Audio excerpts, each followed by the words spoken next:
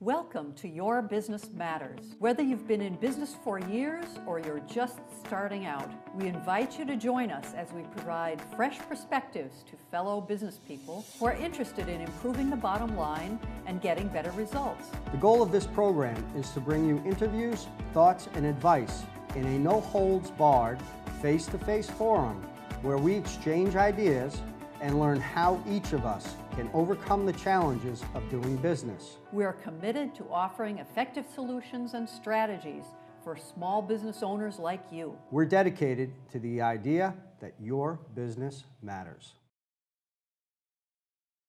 Hello, I'm Bruce Hassan, and welcome to Your Business Matters, where we continue our series on sharing business information that we hope can be useful for existing business owners or someone who might be thinking about starting their own business someday. Today our topic is going to be discussing how to build customer loyalty and the benefit into a business's success. So joining me today, I'm pleased to introduce Jim Macri. Jim is the owner-operator of Superior Security Solutions. Jim, thanks for joining us today. Thank you, Bruce. So, in your opinion, this notion of building customer loyalty, why is it important to a business's success, Jim? Well, we're in business to make money, and we're in business to gain customers, right? I think that's it. I saw that written down somewhere. It generates repeat business. We also can gain testimonials from our clients, and they become a great resource for referring us to other individuals or businesses that may need our services or products that we offer. Mm-hmm. Pretty important stuff. What are some of the ways, and there are some inexpensive ways to build customer loyalty. It isn't like you have to invest a lot of marketing dollars, if you will. So from your perspective and in your business, what are some of the ways to continue to build customer loyalty with your clients? The one thing you definitely want to offer is do an exceptional job. Remember, the way I look at it is you have the sale, the initial sale, and I believe that the relationship really starts after that sale. So, in my case, I do video surveillance systems. We have the installation and the setup, and then there's that period of time that takes, a little bit of time to do. And then after that point, the system's in, everything's up and running, and what happens after that? Say something goes wrong. What is your response time? Are you, do you answer the phone? Do you even if somebody has a problem or a challenge that you have to take care of? If the system's not working properly, how do you handle that? So the sale, I believe, really, the relationship and the building of customer loyalty, I believe, begins after that initial sale. Mm-hmm. A lot of folks are off to the next person, right? Or the next sale. Mm-hmm. Also, going the extra mile. Yeah, I'll give you an example. So when you say going the extra mile, what would that be in your business? Give me an example as far as a relationship with a client. Sometimes where we want to locate the equipment can be very challenging. It may take quite a bit longer to get it positioned correctly and angled correctly and the exact shot that the client is looking for. Mm-hmm. So all of that takes additional time, and so I believe that that's part of going the extra mile. Also making sure that the job is done right from the beginning, neatly, professionally, and just not thrown together like a hack job. Sure. And what happens when you have a problem with a customer and making it right? We had instances, we all have instances where something goes wrong. So how do you handle that with a customer as far as making things right? Address it right away. There you go. Mm-hmm. Timing, right away. I think most customers are forgiving. It's not a question of making the mistakes. Everybody makes mistakes. Correct. It's how you handle it. Correct. What do you do? So you have the opportunity, I'm assuming, to turn a negative into a positive. Correct.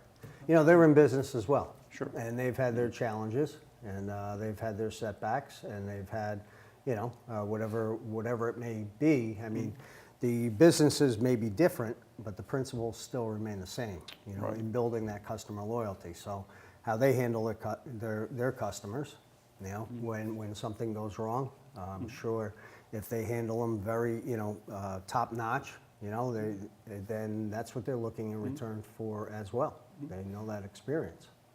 What about other ways as far as driving that business or that customer loyalty and keeping them connected to your business? Another example, what about making commitments to customers? I would, that's something that, we're, a lot of times you're rushed, everything's, everyone wants instant coffee, so to speak, right? I want it now, it better be right. Yeah, exactly. I got it. Some things take time. Your schedule may be that, you have a lot going on at the time that they call.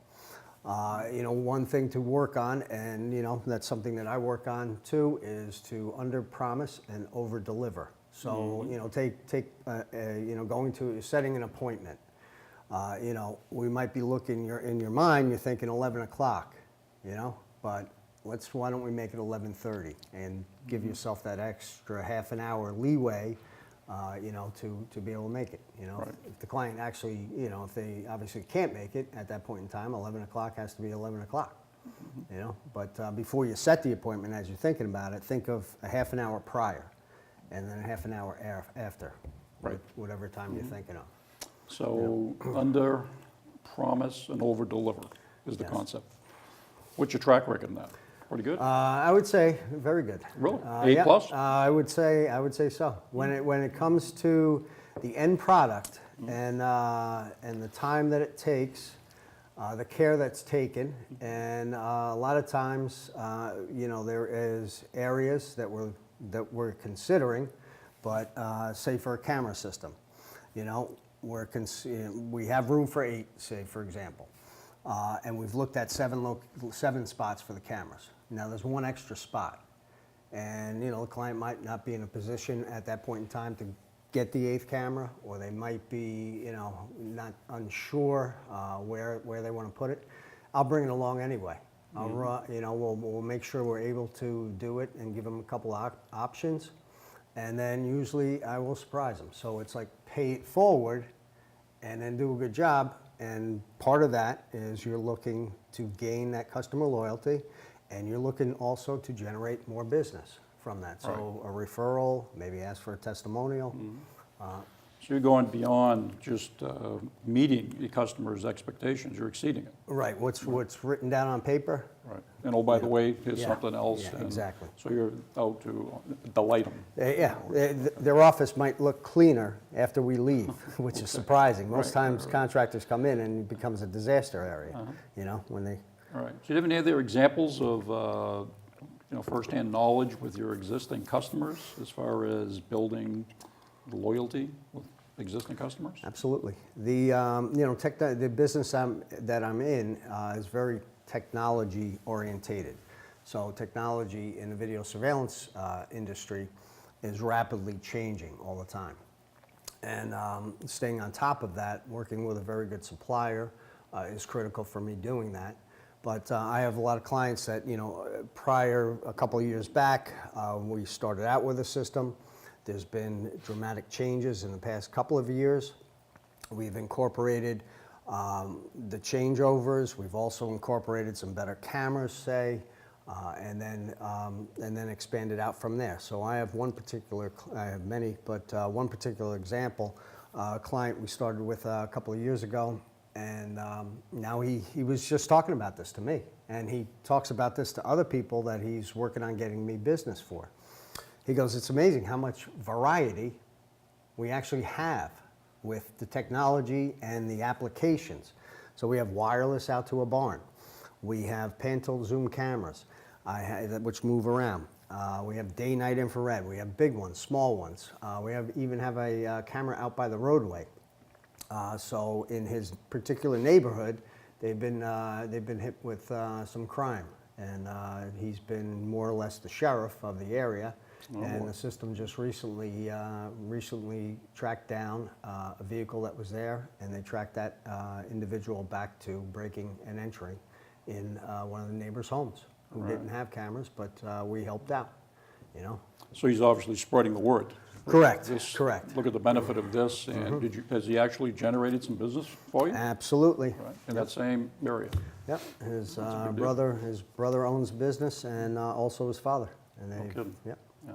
Well, it's interesting, as we've talked before, is that it's easier to get business from existing customers than it is to attract a new customer. You still got to attract new customers, but building off your existing customer base is a big deal. In my experience, I think we talked about this before, everybody knows from their circle of influence, if you will, 50 to 250 people who know 50 and 250 people. So if there's a good story to be told, it usually can, those existing customers can be a nice conduit to communicate some benefits and value of what you do. Yeah, on that, if you have references and solid references, individuals that are offer, please have somebody call. I've been doing this for quite some time now, and I have a good database of individuals and businesses that I've been doing business with, and it's surprising when we think back. It just happened this afternoon. I was with a client who has a repair shop for automobiles. My car just broke down. So we heard. And so I needed. I just made it into him, and it turned out it was a battery. So we ordered it right away, put it right in, and I got back out on the road. But he had said to me, he said, what we did down at my house, that had, how long ago was that? And I was thinking it was 4 to 5 years ago. And he goes, no, a lot longer than that. It was try 2009. No kidding. 7 years. So, and then I did a system prior to that's where I started out with him. Prior to that, for his business. And so that was like 2000, it's 10 years that we've been doing business together. So when you sit down and start to think about it, those are great individuals that you've built loyalty with. He's had other people knock on the door. He's told me about it. A lot of my clients will tell me if somebody comes knocking and what they're offering and whether or not it's comparable and where they're at with their system. And if somebody else comes in and shows something, well, I also offer that, or no, I'm ahead of that. That is still 2 years behind. Right. So these, as an example, long-lasting relationships with some of your clients, I mean, do you offer or provide preferential treatment to, let's say, an ideal customer? And what would an example of that be? I would, like say we have some service work to do. It depends. Maybe a camera has to be replaced that's been in for a while, out of warranty. And, provided if they have gotten me business, if they, depending on the nature of their business, some are mechanics that I use. I do a lot of repair shops, auto body shops. And so for those individuals, they have given me a discount on the work. So then I offer a discount in return. Clients that bring me quite a bit of business, if we go to do upgrades, if we need service work, I don't nickel and dime. I look for that long-term thinking and relationship. So that keeps them from, taking the time. If they're running their business, time is of the essence. That's the most critical thing we have, commodity for our businesses is time. So if you're providing for your loyal customers fair pricing, and you're not gouging them, you're taking care of them, and they'll always come back. Right. So I definitely offer take that into account. I don't have anything straight across the board, but I take that into account case by case, client by client. Right. Well, as you're talking, I'm thinking about the time is the new money. People, back to your instant coffee analogy, time is pretty precious to people, especially with business owners that pretty much are working, thinking 24/7. They don't want to go through yellow pages and looking for different resources. If I find the right supplier or partner, that's who I want to do business with. And they're more selective, and it's easier to continue to do business once the person finds that. Who wants to go through the yellow pages and find this, that, or the other? This is my guy, and because of what you said, fair pricing, service, treats me the way I want to be treated. Why should I look elsewhere? So you're his go-to guy. Exactly. Pretty important. And once again, tying to this thing of building customer loyalty, keep our clients connected to our business. Don't make them go somewhere else. And not to be intrusive with them either. Right? Definitely. Yeah, I mean, you know, again, you can go about, you know, to ensure that they don't forget about you. You know, there's a number of ways to go about that, you know, so. Such as? Well, you know, you can visit them personally, you know, on-site visit or to their business. You can make a phone call. You can, you know, there's other forms of communication between email and text messaging. It's surprising, a lot of business owners and clients of mine prefer text messaging, you know, and a lot of times what happens, you make a phone call, you get to their, you know, it rings and rings, then you get to the answering machine, then, you know, or the answering service, then you go to leave a message, and a lot of times they end up calling you right back. So I'll hang out, you know, if I get the machine, I won't leave a message the first time. And I'll send them a quick text, you know, and when you have a moment. So, because, you know, time, you talk about time. So by the time you leave a message too, a lot of times, pretty.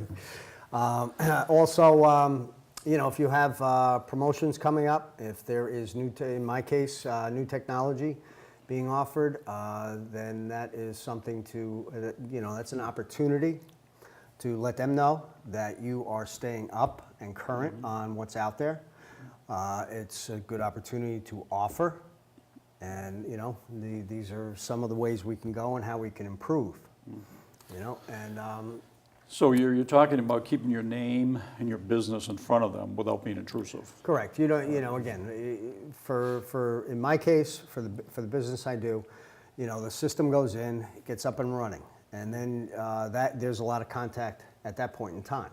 Then there is a period that, you know, everything's up, it's running, that I don't hear from folks. If I call them every day, that's annoying after that point in time. I know they've already put the system, they made an investment. So I think tailoring how you go about that, you have to, you know, in your own business, you know, that's something that has to be tailored. Some folks, you know, again, like to have things sent to them via email. It gives them an opportunity to take a look. They prefer that over you making a phone call telling them, hey, I got this to offer and that to offer. You know, I'm busy right now, you know. So, you know, they may prefer that way. I still think, you know, verbal communication is critical and key. Right. Site visits. Site showing up. visit, I think so, yeah. Right. You know. But once again, as you were saying, when you're building that relationship, you'll get a feel for how do they want to communicate. Correct. Whether, like you said, whether it's via text, phone call, or Pony Express, or whatever it is. Right. But you know, it's just that intrusiveness is a big deal. And it sounds like you're very sensitive to that. You know, because people are busy. They may like to see partners, but not every day. Right. You know, that type of thing. There's a balance, I guess, is what I'm trying to say. Right. Any other opportunities there as far as that connection with building loyalty to that, not letting them forget you type thing? I mean, you talked about promotions. In other words, there's a reason to call them with something new. Correct. Technological advancement or a new product or a new service. You just want to keep in touch, right? And that's not being intrusive. Hey, by the way, I just got this thing coming out, what it might, you know, whatever. Just an opportunity to get in front of them again. I think in doing that, I think, again, you have to be, one of the keys is being a good listener, you know, understanding where the client's at, you know, budget-wise, what the work that you just did. You know, a lot of people want more coverage in my case, but, you know, at that point in time, they just financially, they got to wait a little while. So, and that's tailored to that, and taking, you know, but keeping them in mind, you know, as far as how's everything going. One thing you know, you can do by that, look, you know, we've had the system in for 2 months or a month. I'd like to know, you know, if you have a moment, and how did we do? How did you find our service? How were you finding the product? How are you finding the workmanship? on that? You know, is there any feedback you can gain from, you know, your performance? Right. And that helps, you know, like professional athletes. They train, they're at their peak, professional athletes. But they don't always perform as you know, as they probably are expected, you know? So over time, you know, you may have a bad day. Yeah, and that particular time, that's where you were at with that client. Hey, you looked aggravated that day, you know? Yeah, I mean, actually, now I think about it, yeah, I shouldn't have, you know. So it's good to gain feedback. Right, I was going to ask you that, is why is it important to get feedback from clients? I mean, you're touching on that, but this is not only how I did, that's the big thing, but you know, if I hear you, it makes them feel appreciated that, Correct. geez, he's asking me about the value of his products and services and giving him some constructive criticism, I guess it is, right? I mean, how do you improve? You know, so I think, you know, open line of communication, having that with your clients without being intrusive is a great way. Right. You know, and you know, again, you may have done something, or you know, and again, it's positive, it's negative. You know, a lot of times people don't. You don't get enough compliments sometimes. You know, even though you work so hard and you think you did a great job, but you know, that feedback helps. So. Well, once again, it's part of that goal of getting clients more or connected to your business, and that whole relationship of loyalty, you know, both ways. And the relationship building, and I think it's very important. It's not a transactional sale. It's something that you're looking to build on I use the term long lasting, because if you do the math in terms of customers, existing customers that do business with you for the next 5, 10, 20 years, as well as providing you testimonials that translate into dollars, it's like a family tree. Oh, yeah. It just keeps, you know, springing, you know, on a go-forward basis. All right. You know, and then also over time in that relationship, they may have, you know, their business itself may be of use for you. Say an auto business, you know, auto repair. I have a number of mechanics that I've done work for, and so they become a resource for me to be able to work on my car. Somebody that knows me and trusts, and also giving them back some business. You may find business services that could be helpful from that relationship in a loyal customer. They have individuals that, you know, you may need some advice on something. You know, that they can turn you to. Sure, and bartering. Yeah, right. Exactly. Sure. I'll give you 2 chickens for that goat, right? That type of thing. But I think it's back to what you're talking about, is understanding your clients. You know, you can't get enough knowledge as far as, you know, knowing about them, you know, as you were saying earlier, budget dollars and things like that. You have to be sensitive to that. I know you can't afford this now, but why don't we put phase 1 in, or whatever it is, we can revisit it down the road. So you want to keep that connection. I'm sure you've had times when you've had those discussions with clients. Correct. I've actually, in doing that, you know, again, it based on the client. Now I'm offering, we work on budgets, like for this year, for next year. Some of the clients I deal with, they oversee, like say property management. They oversee other properties. Those properties have board of directors, a board of trustees that have to get approval for everything. So there's a lot of planning out, you know, and so understanding that, then you become offering that service or going that extra mile. So, you know, I put together 2 budgets for just recently, as an example, and the work may not happen right away, but it's in the planning stage. Sure. You know. Now, do you actually go with the client to a board to communicate yes, I have budgets and helping them? Yep. Right. Well, once again, that's another opportunity to build that relationship, to build that loyalty. Jim actually came with me, helped me present and hopefully get the budget approved. I think that's a big deal. You know, it's good, you know, you can explain where the money's going, what, you know, what it's being for, and the reasons, you know, that it's needed. So. Good deal. And they, you know, another thing on that, they may not even spend that money that year, or you may not exceed the budget, you know. So in service and other, you know, other costs that it may be in that. So, you know, either there's a surplus of money that can be used for something else. So if you're, you know, up on it, there may be something else that they were considering, you know, way back when. So that's an opportunity. Remember when we were talking about this, we got a little extra. We haven't spent that much this year, you know, and here's an area that, you know, we didn't have, and it went to the wayside. Are we still considering that? Right. Actually, yeah, that's great. Let's take care of that because we have it in the budget. Sure. you know? Well, some of your bigger accounts, as you're saying, some of these corporate accounts that are multiple locations, they generally don't make decisions in 20 minutes. No. As you're saying, you know, so you providing them information that, okay, I'll take a look at it maybe next year, 3-6 months from now, whatever, but it's always, you've done the foundational work to make sure that, okay, I've helped you with this, and you know, hopefully they're not going to go out and look at 3 other people if you're their go-to guy.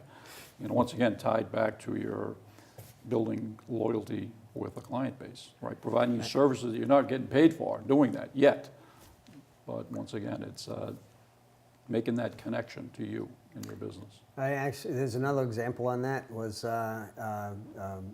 commercial liability insurance and workman's comp. Some clients ask for additional insured.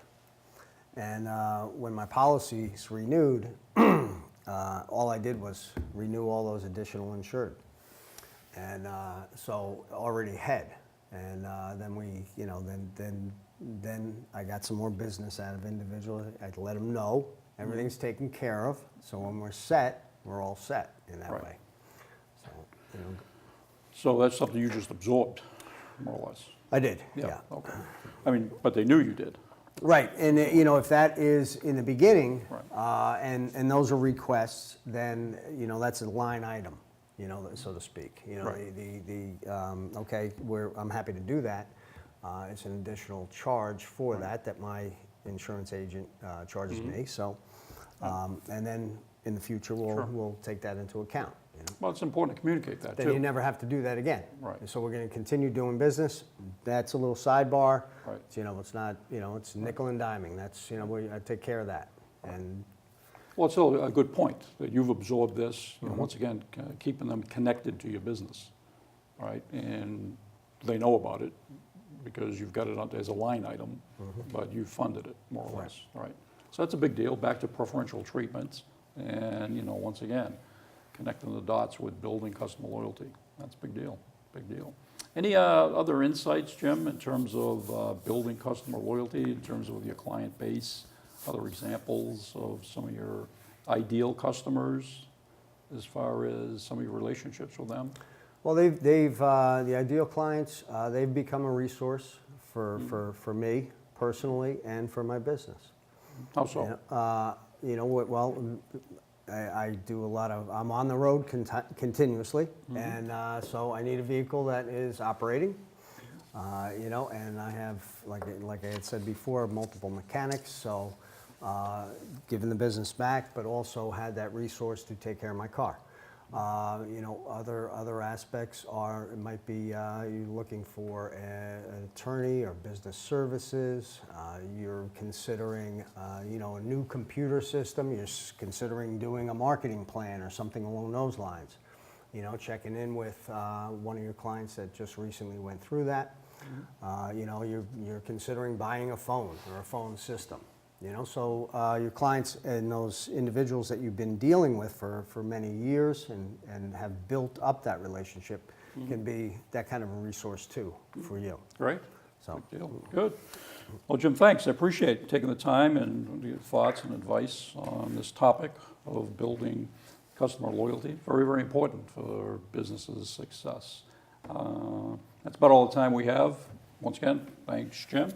Yeah. And thanks, once again, I'm Bruce Hassan. Thanks for joining us on Your Business Matters. If you'd like to get some additional information about our topic or our discussion here today, you could contact Benchmark Advisory Group. Also reach us at 508-733-0310. And you can actually sign up for a newsletter that we offer that, once again, shares business topics that we generally talk about here on the show. Thank you once again for tuning in. We'll see you next time on Your Business Matters.